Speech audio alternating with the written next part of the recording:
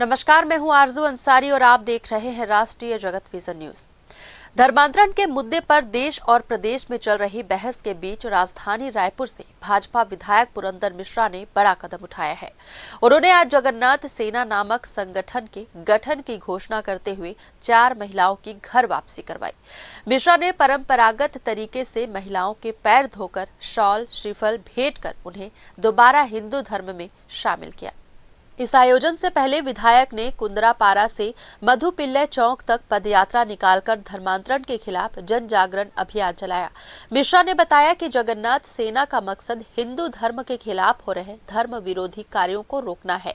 ये संगठन हर रविवार सुबह 9 से 11 बजे तक सक्रिय रहेगा। मिश्रा ने कहा, उड़िया बस्तियों में धर्मांतरण की सूचना के बाद हमने जगन्नाथ सेना का गठन करने का फैसला लिया है। यदि किसी इलाके में धर्मांतरण की जानकारी मिलेगी तो इसकी सूचना शासन प्रशासन को दी जाएगी और जो अंदरूनी मिशनरी नेटवर्क काम कर रहा है उसे रोका जाएगा। कांग्रेस की तरफ से उठे सवाल पर कि जब भाजपा के पास आरएसएस और बजरंग दल जैसे संगठन है तो फिर जगन्नाथ सेना की जरूरत क्यों? इस पर मिश्रा ने तंज कसते हुए कहा, जब हम खाना खाते हैं तो चावल दाल के साथ चटनी भी खाते हैं। जगन्नाथ सेना वही चटनी बनने का काम करेगी। इस दौरान मिश्रा ने पूर्व मुख्यमंत्री भूपेश बघेल पर भी निशाना साधा। बघेल द्वारा सीबीआई जांच के अधिकार को लेकर सुप्रीम कोर्ट जाने की घोषणा पर उन्होंने कहा, जो जैसा करेगा वैसा भरेगा, जो अपराध करेगा उसे दंड भी मिलेगा। कि मधुपिल्ले चौक पहुंचेंगे, वहीं आज का इतवार का ड्यूटी शुरू होगा।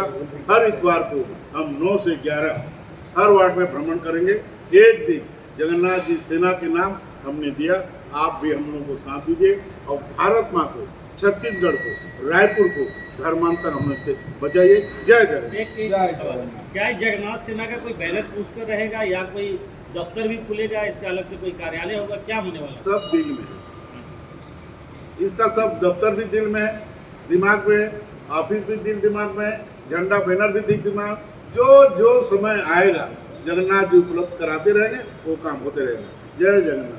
वहीं कांग्रेस संचार प्रमुख सुशील आनंद शुक्ला ने भाजपा पर निशाना साधते हुए कहा कि पुरंदर मिश्रा वही कर रहे हैं जो भारतीय जनता पार्टी का मूल चरित्र है।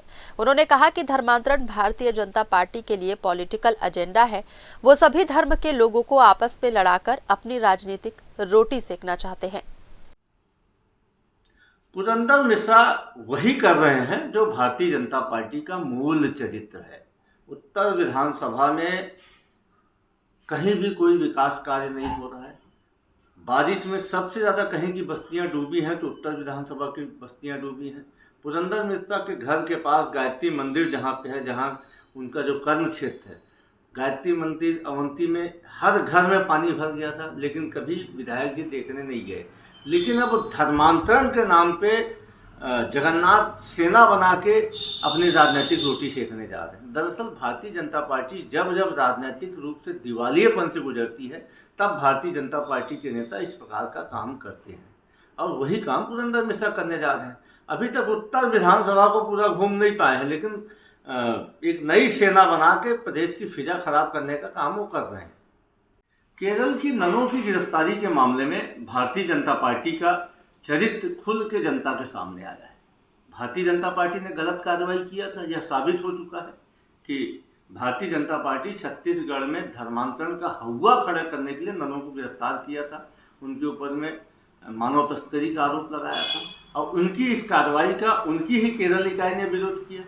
कल जिस प्रकार से केरल के भारतीय जनता पार्टी के प्रदेश अध्यक्ष आके यहाँ पे दंडवत हुए थे, उसके बाद केरल भाजपा आनंद फानंद में पोस्ट करती है, उससे साबित हो रहा है कि भारतीय जनता पार्टी किस प्रकार से राजनीतिक हितों के लिए दोगला चरित्र अपनाती है। फिलहाल इस खबर में बस इतना ही। देश प्रदेश की खबरों से अपडेटेड रहने के लिए हमारे चैनल को सब्सक्राइब करें और नए खबरों के नोटिफिकेशन के लिए बेल आइकॉन जरूर दबाएं। नमस्कार।